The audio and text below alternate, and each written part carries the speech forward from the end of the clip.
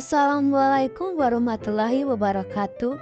Perkenalkan, nama saya Maria Clarita Benanobe dengan NIM 2310310053, kelas A, jurusan Bahasa dan Sastra Indonesia, mata kuliah fonologi, dosen pengampu Ibu Luli Zahrotul Lutfia, SPD, MPD. Di sini, saya akan menjelaskan materi tentang menjabarkan pengertian fonem.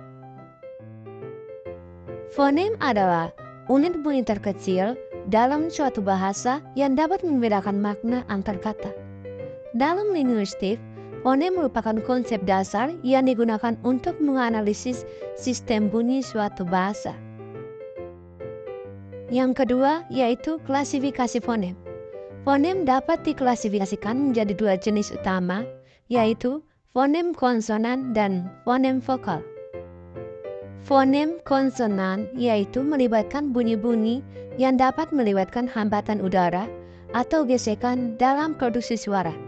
Sementara fonem vokal yaitu melibatkan bunyi-bunyi yang dapat melibatkan resonansi tanpa hambatan. Selain itu, fonem juga dapat dibedakan berdasarkan atribut suara seperti letak dan cara artikulasi. Yang ketiga yaitu perbedaan antara fonem dan grafem. Fonem dan grafem adalah dua konsep yang berbeda dalam linguistik.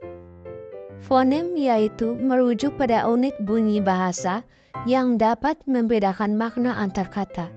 Sedangkan grafem yaitu merujuk pada unit tulisan atau huruf yang digunakan untuk mempresentasikan bunyi tersebut.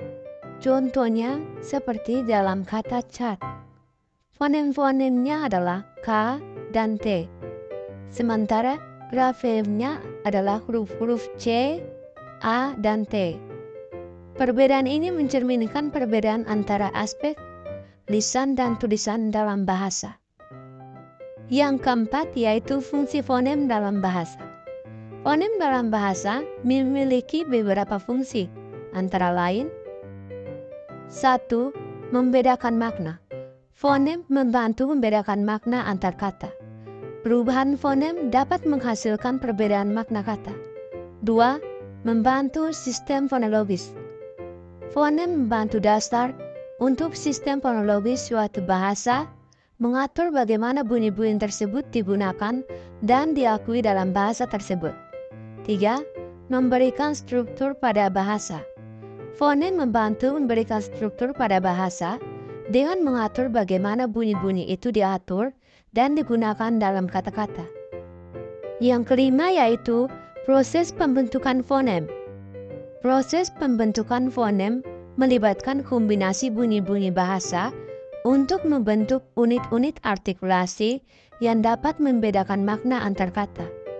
Faktor seperti tempat dan cara artikulasi, serta penggunaan intonasi memainkan peran penting dalam pembentukan fonem-fonem dalam suatu bahasa. Yang keenam yaitu contoh fonem dalam bahasa Indonesia.